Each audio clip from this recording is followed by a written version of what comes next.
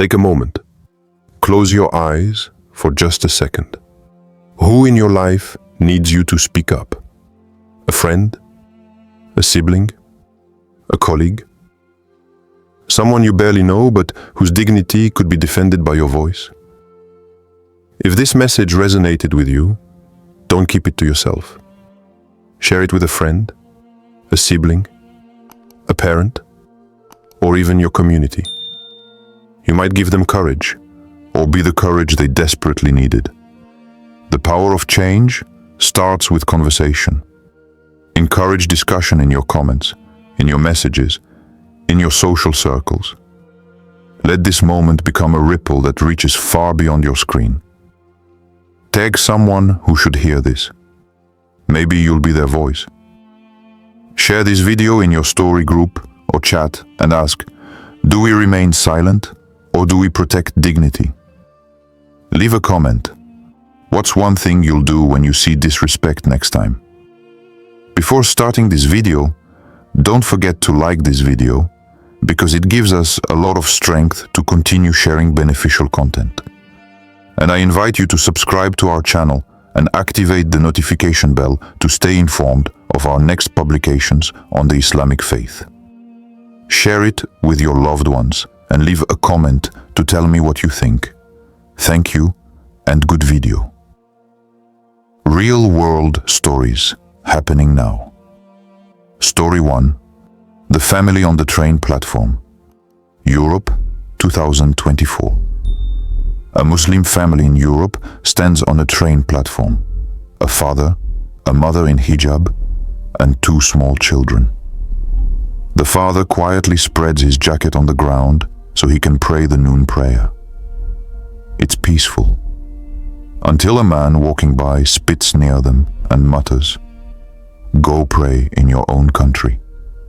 Another woman films them, whispering insults under her breath. The children freeze. But here's the part that hurts the most. Dozens of people watch, and not one person intervenes. Not one person says, "Stop." Not one person stands beside them. Later, the mother says her daughter asked, "Mama, why didn't anyone help us?" How do you answer that? Story 2. The Office Desk. USA, 2023. A Muslim woman named Samira walks into work with her hijab tied neatly, ready for her day. She's smart, capable, respected, or so she thought. When she walks past the break room, she hears 2 colleagues joking. "Careful, don't make her angry. She might call her brothers. You don't belong here anyway." Someone laughs. Someone else looks away. Someone else pretends to scroll their phone. Samira feels the heat rise to her cheeks, not from shame, but from the sting of invisibility. These are people she sits with, emails, helps, supports. Yet none of them say a single word. That night, she reties her hijab 3 times before bed, wondering if she should just stop wearing it to fit in. Do you see what silence does? It doesn't just wound, it isolates. It makes you question your place in the world. Story 3. The Classroom Desk. UK, 2024. A 14-year-old boy named Hassan sits at his desk. He raises his hand to answer a question, but a classmate mutters loudly, "Go back to where you came from." The class snickers. The teacher pauses, then continues the lesson. No correction, no acknowledgement, nothing. After school, Hassan throws away the lunch his mother packed because he's too embarrassed to eat anything different in front of others. He starts sitting at the back. He stops raising his hand. He avoids saying salam in public hallways.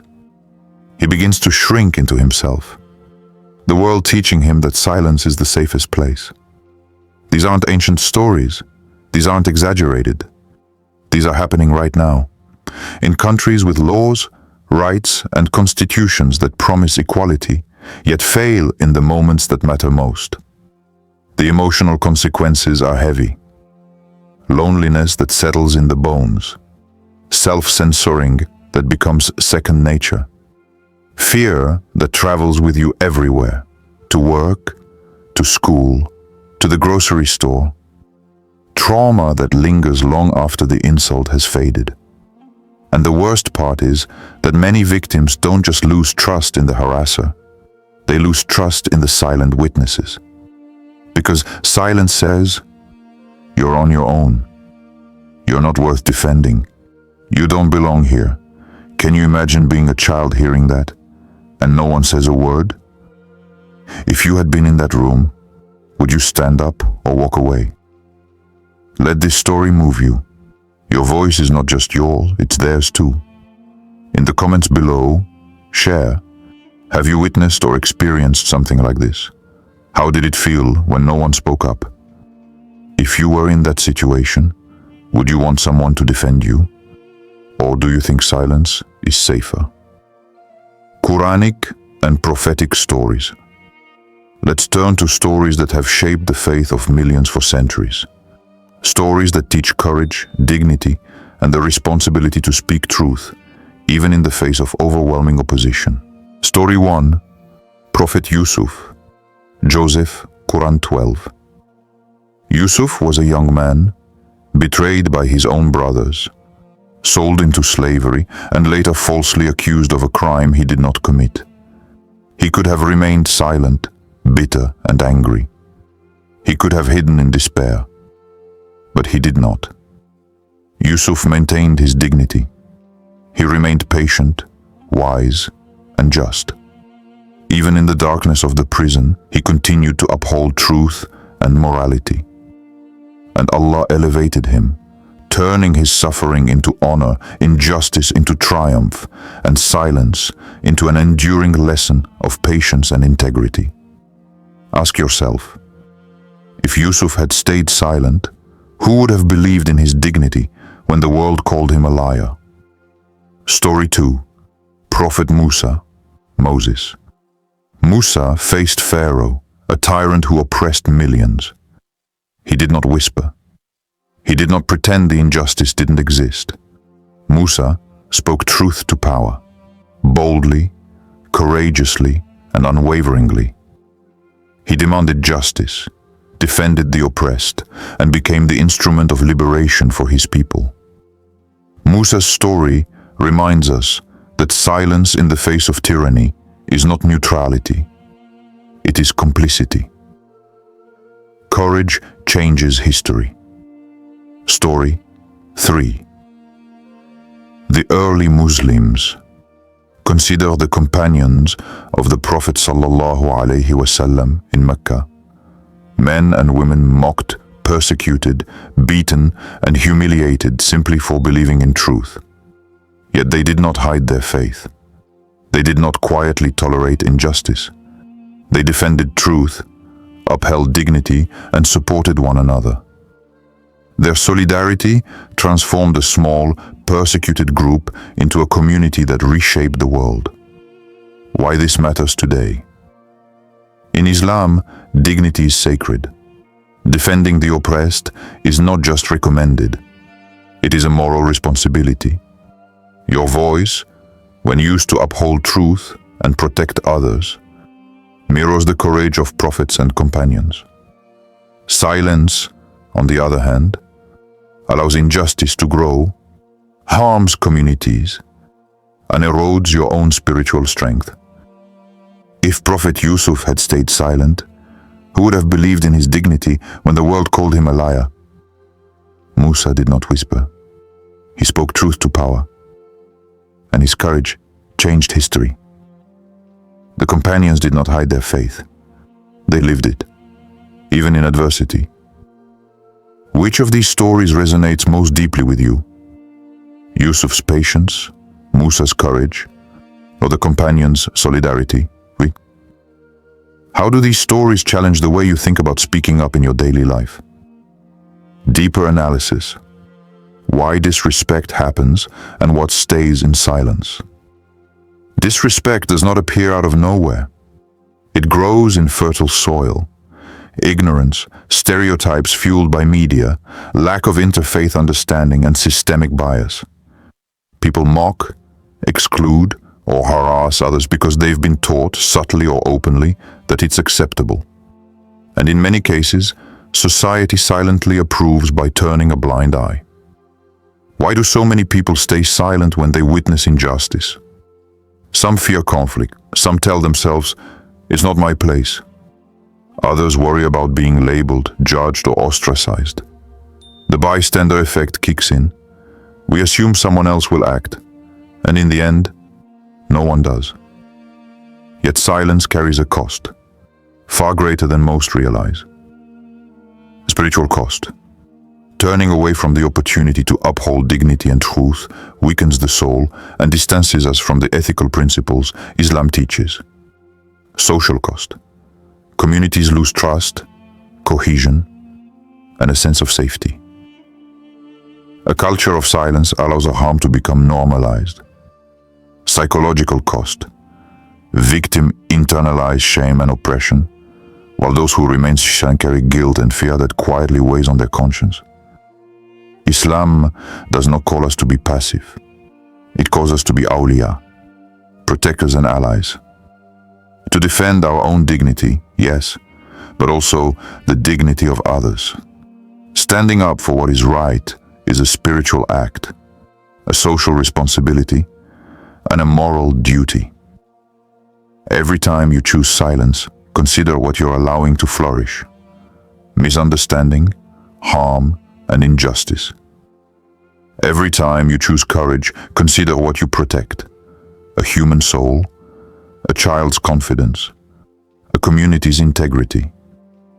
Your fear of being misunderstood cannot justify abandoning someone's dignity. Silence might feel safe, but it builds walls that hurt others. Islam did not call us to retreat. It called us to stand firm. What stops you from speaking out when you see disrespect happen? Which fear do you relate to? Being judged? Losing peace? Or provoking conflict? Write it below.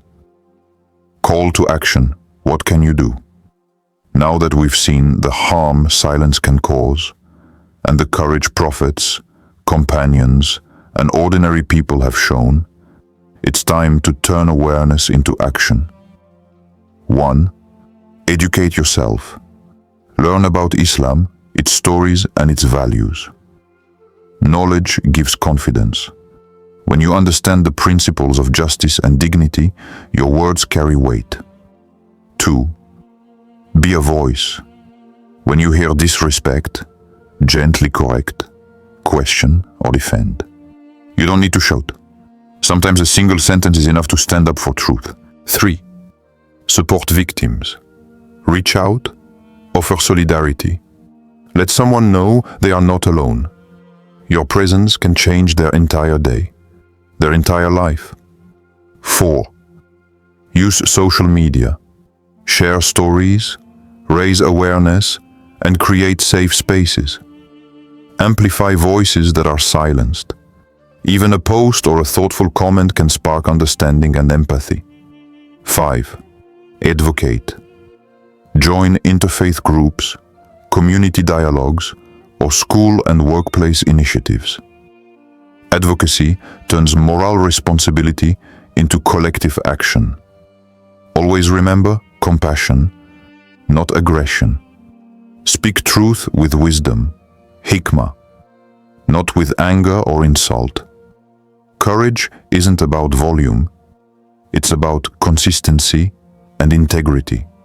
Stand up, even if your voice trembles. Your courage is more powerful than you know. Be the mirror someone needs. Reflect their dignity back to them. Your advocacy doesn't have to be loud, just consistent. Which of these actions do you commit to today? Write, "I will," in the comments. If you already took action before, what did you do and how did it feel? Engagement. Ask for reflection and share. Take a moment. Close your eyes for just a second. Who in your life needs you to speak up? A friend? A sibling? A colleague? Someone you barely know but whose dignity could be defended by your voice. If this message resonated with you, don't keep it to yourself. Share it with a friend, a sibling, a parent, or even your community. You might give them courage, or be the courage they desperately needed. The power of change starts with conversation. Encourage discussion in your comments, in your messages, in your social circles. Let this moment become a ripple that reaches far beyond your screen. Tag someone who should hear this. Maybe you'll be their voice. Share this video in your story, group, or chat and ask, do we remain silent or do we protect dignity? Leave a comment. What's one thing you'll do when you see disrespect next time?